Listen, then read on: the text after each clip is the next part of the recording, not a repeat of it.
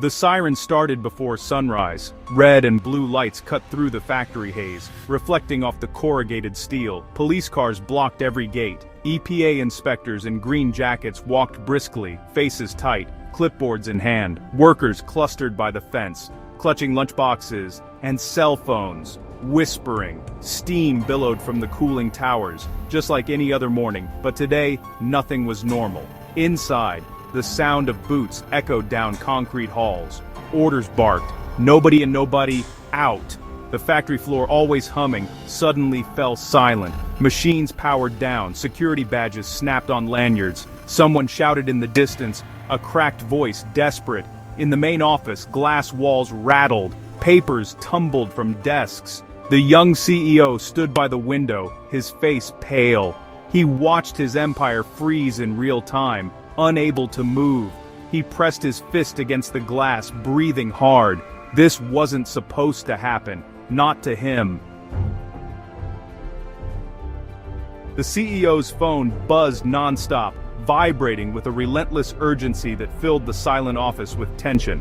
Messages from lawyers, frantic texts from investors, and urgent calls from New York all blurred together, creating a storm of noise and panic. He barked short-clipped orders. Get legal.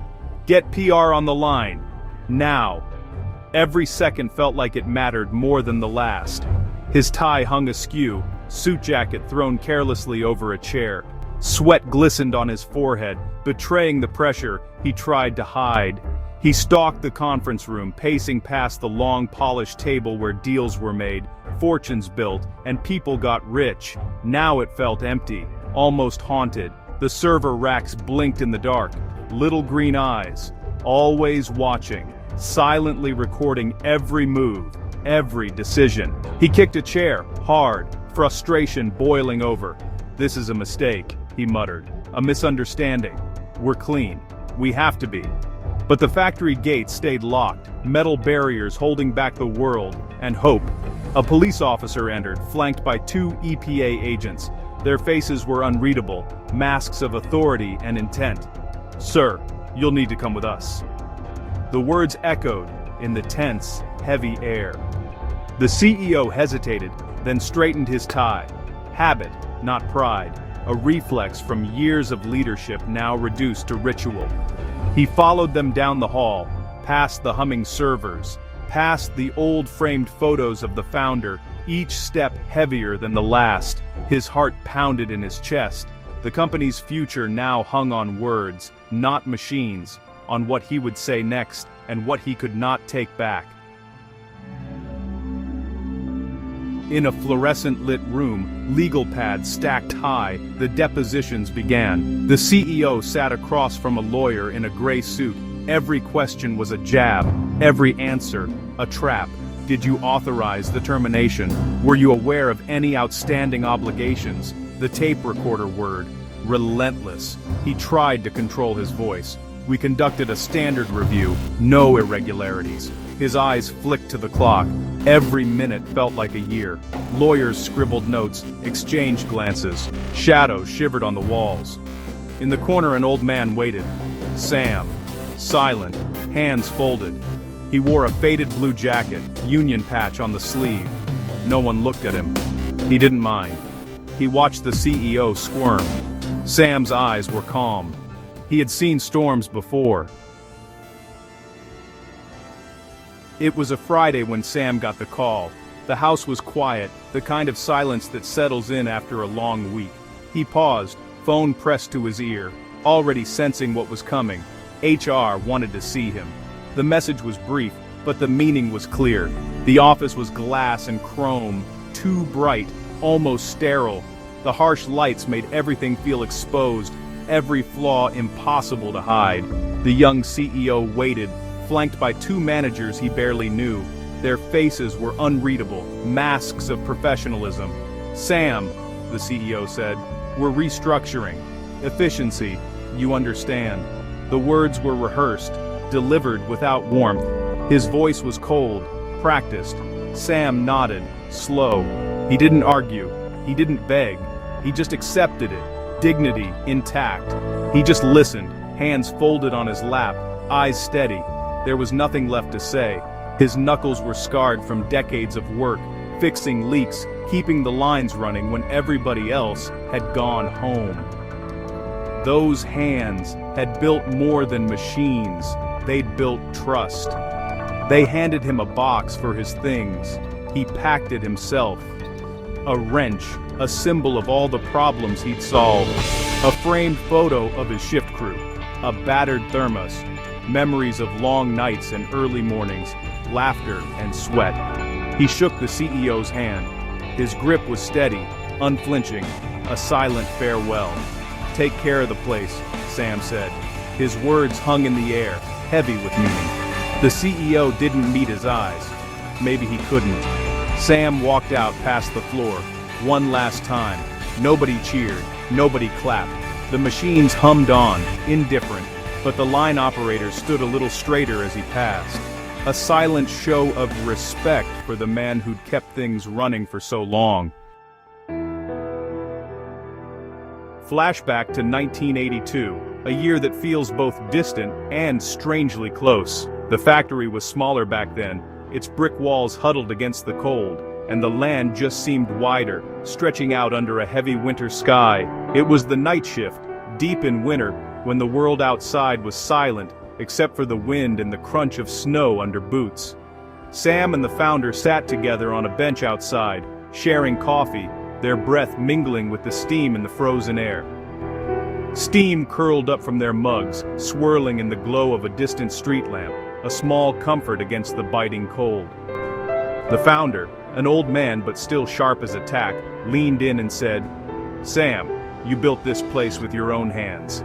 I want you here, as long as you want to be," he said, his voice steady and sincere in the cold night. He handed Sam an envelope. Thick paper, official seal, the kind of thing that felt heavy with meaning. "Life lease," the founder said, his words hanging in the frosty air. "You stay, so do our pipes." "It's in writing," he assured Sam, making it official in a way that couldn't be undone. Sam smiled, which was a rare thing for him, a quiet acknowledgement of trust and respect. He tucked the deed away, never bragged, never complained, just carried on as he always had. The deed was simple. So long as Sam stayed employed, the company could cross his sliver of land, the one their pipes needed to reach the rest of the world. No Sam, no right of way. No one else ever really cared about the old agreement, or even noticed it existed, lost in the shuffle of daily routines. But Sam kept that document safe, tucked in his battered lunchbox, year after year, a quiet guardian of a promise made on a winter night. The private equity group arrived in black cars, trailing consultants like shadows. They wanted numbers, nothing else. Streamlined. Cut fat, they said. The boardroom grew colder. The old founder's portrait watched from the wall, eyes stern. The CEO followed orders. Redundancies, he called it. Sam was a line item, nothing more. He never read the fine print. Never asked about promises made in another era. Papers piled up. Some burned, some shredded. The servers hummed, churning data. But the old paper, the deed, remained, quietly biding its time. Sam, already gone, watched from his porch across the fence. He saw the trucks roll in, the new managers with their laptops. He said nothing. He remembered everything. After Sam's firing, things changed. The pipes that fed the cooling towers ran under his plot, a narrow band, easy to overlook on modern maps. Inspectors noticed first. Permits expired, they whispered. "Who owns that strip?" The CEO shrugged. "We do. Always have." But the county records told a different story. A deed, yellowed with age, signed in 1982. It granted right of way, but only while Sam drew a paycheck. The CEO fumbled through files, desperate. No copy in digital archives, just a line in a forgotten ledger. Lawyers pored over the document. "You voided the lease when you fired him," they said. "No right of way, no pipes, no cooling." The CEO's face drained. The logic was relentless. No access, no factory. Sam's signature, steady and clear, sealed the company's fate. The shutdown order came swift. EPA inspectors cited environmental risks, the pipes, the coolant, the unpermitted land. Police secured the site. The factory's heart, its cooling system, died first. Machines overheated. Production lines stalled, then stopped. Word spread. Investors fled. Stock prices crashed. The private equity partners vanished, leaving the CEO alone, exposed. He called, begged, threatened. Nothing worked. The law was a machine now, grinding on. In the deposition room, Sam was called to testify. He wore his old jacket, held the deed in his calloused hands. "I just kept my end of the bargain," he said. The words were simple, final. The CEO slumped in his chair. The tape clicked off. Silence fell, heavy and absolute. The factory gates stayed locked. Weeds crept across the parking lot. Sam stood at the fence, watching the smoke fade for the last time. He didn't smile. He didn't gloat. He watched, hands in his pockets, head bowed. A single copy of the deed rested in his pocket. The promise had been kept, just not by the men in suits. The town was quieter now. People remembered Sam's dignity, his steady work. The founder's old words hung in the air, heavier than steel. The CEO was gone. The boardroom was empty. Servers powered down. Only the paper remained. Old promises, finally honored. Sam turned and walked home. The story was over. The land was his again.